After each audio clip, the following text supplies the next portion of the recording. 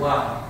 Lihat-lihat dunia yang tidak punya buku, kasih buku. Seperti itu baru kelihatannya berhasil. Kalau kita jadi bagian daripada itu juga, ikut pembina juga di situ juga, otomatis kita tidak akan senang kalau kita bisa kalau dia punya di situ.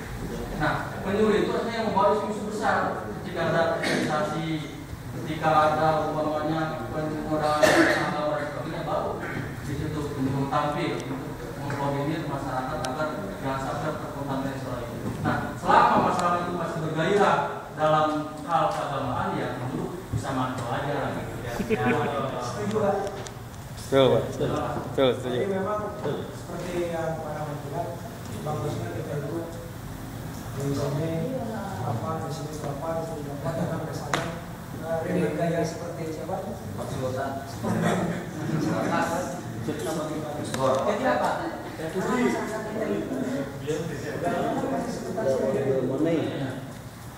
Masih sebutan kebutuhan primer di situ. Ada restoran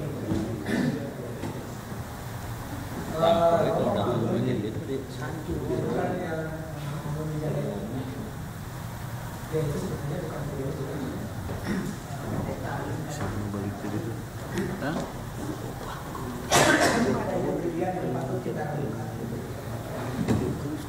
Jadi di Kali Gede itu di Jogja faktor hutang menjadi tempat pemeriksaan. Kemudian dengan kapasitasnya dia mampu menggerakkan masyarakat sekitar dan dia melakukan koordinasi dengan para pihak terkait, merubah paradigma masyarakat bahwa Kali Gede itu bukan harus menjadi belakang rumah, tapi juga sekaligus menjadi depan rumah. Kalau sudah menjadi depan rumah, kan orang masa buang sampah ke depan rumah. Nah, dengan sendirinya setelah sekian waktu, air dari Kali Gede itu sepanjang Kali Gede itu juga sendirinya ada perubahan. Nah, artinya apa? Harapan pemerintah itu berubah kepada para penyuluh itu, bukan berdesak-desakan di majelis lagi, sama-sama saja. Walaupun hal seperti itu untuk daerah tertentu masih memungkinkan. Dia memori tambah 2 giga megapiksel. Ketika datang mestinya 2 megapiksel. 2 mega mah 2000 kilobit. 2 megapiksel. Gitu. Jadi harapannya seperti itu. Makanya kenapa bahwa kita itu Kita bisa diganti sama memori. untuk membentuk satu kelompok binaan di luar kelompok yang sudah ada. Karena nanti akan bersaing dan sekitar kemarin tahun sudah ada 3 kiai yang kita masuk. Yang berkuranglah pendapatan mereka. Kita masih lebih cepat dari pemerintah. Seperti itu. Atau mungkin ini saya belum dengar komentar ibu-ibu tentang pengalaman melaksanakan penyuluhan. Oh, ibu-ibu ya. Sebab ada beberapa peristiwa ada yang suka juga mau penyuluh tapi di kantor terus. Bagaimana gitu? Sebenarnya di kantor. Ini Bu Lili, Pak.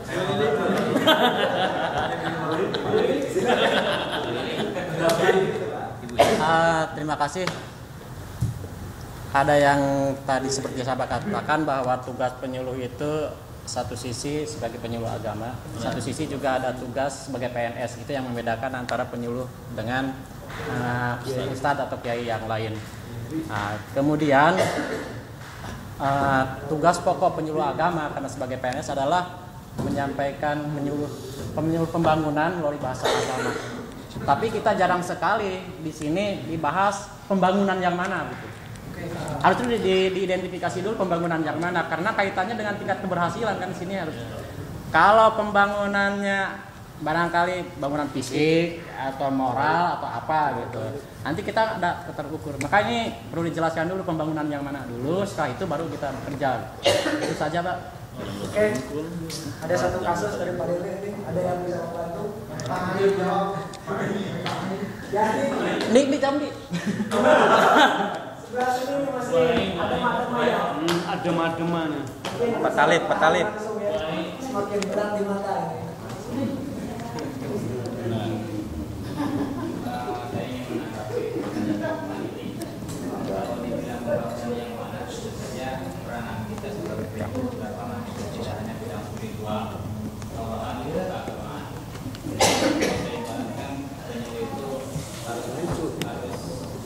membangun beberapa aspek dari jamaah itu sendiri.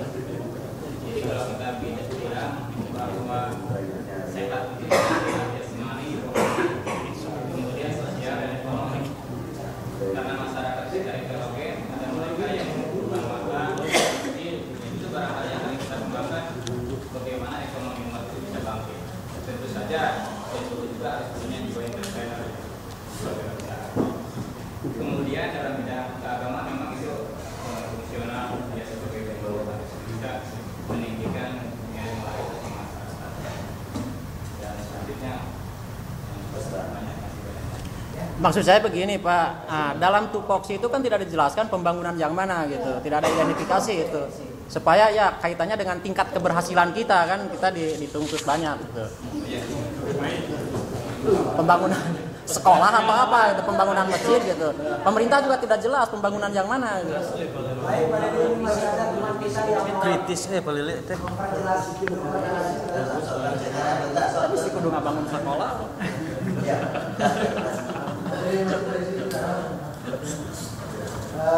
Duh, saya puji.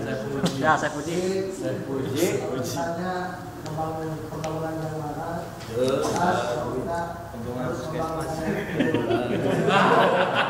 Pembangunan puskesmas.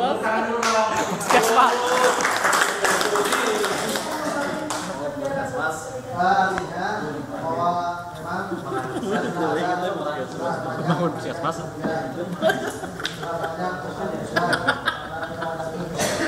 tetapi kembali dengan apa yang saya katakan bahwa dalam istilah dakwah itu ada taklim, ada dakwah dan ada takwin. Itu mah tugas kiai, Pak. Kemudian sama kita juga. Ya ada pokoknya tidak ada takwin kadang-kadang tawin gitu. Pada kawin bukan takwin.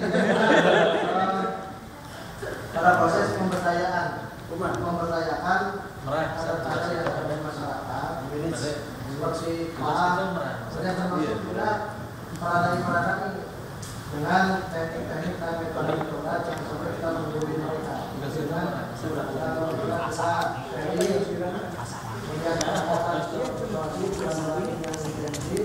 maka tapi kita akan terbangun sebuah jalinan umat Islamnya yang kokoh. Nanti setelah ada kondisi emosional yang akrab, tinggi, dekat, maka kita akan dengan mudahnya melontarkan ide-ide kepada mereka. Karena selama ini yang saya katakan bahwa masing-masing menganggap dirinya mempunyai peranan, ingin menonjolkan sesuatu yang masih tidak. Bagus terminologinya. Sesuatu yang belum menonjol. Saya memang masing-masing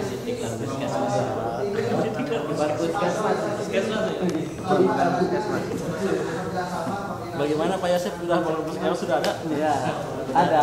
Alhamdulillah. Terima kasih. Jadi memang perlu kita definisikan dulu ya Pak.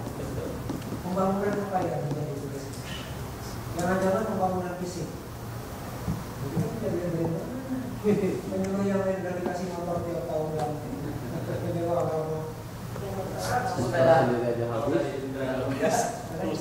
rusak. Itulah apa Pak? Sekarang kamu menyediakan Pak. Kemarin itu sudah benar Mas, sudah benar itu pendidikan agama pada masyarakat. Kita bisa menggapai dan pendidikan yang bermutu ya. Tadi kembalikan ternyata terkenais, mengurangi. Nah, itu harapan kita. Kalau berantem sama Penda ya, rebut-rebut.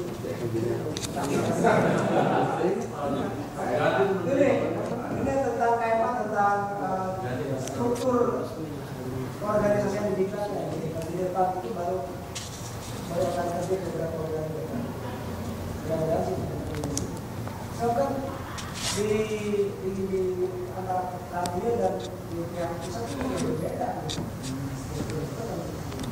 Tapi oke lah, itu bukan menjadi harus pilihan kita karena pilihan kita juga ternyata tidak begitu.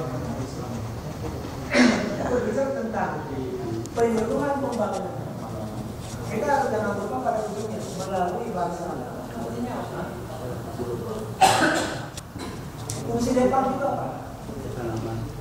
Pembangunan dalam bidang kehidupan beragama.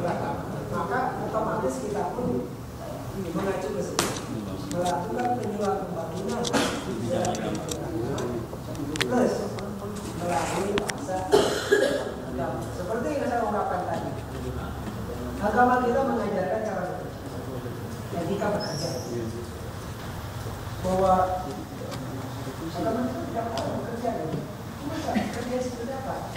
Halal, sumbernya jelas, dan kalau tidak salah di waktu akhir kalau untuk apa itu banyak kan global ya, sumbernya dari mana? Menggunakan penyaluran juga. Nah artinya